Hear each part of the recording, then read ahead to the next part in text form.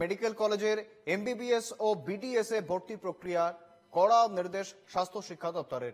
Nodal officer বা তাকে সহযোগিতার জন্য 3 জনের বেশি আধিকারিক ভর্তির জায়গা থাকতে পারবে না।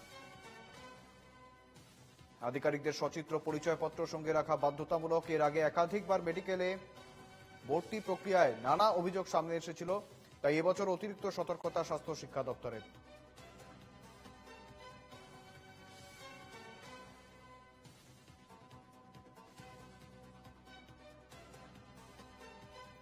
যেমনটা জানাচ্ছিলাম, প্রাইভেট মেডিকেল কলেজের এমবিবিএস ও বিডিএস ভর্তি প্রক্রিয়ায় কড়া নির্দেশ স্বাস্থ্য শিক্ষা দপ্তরের।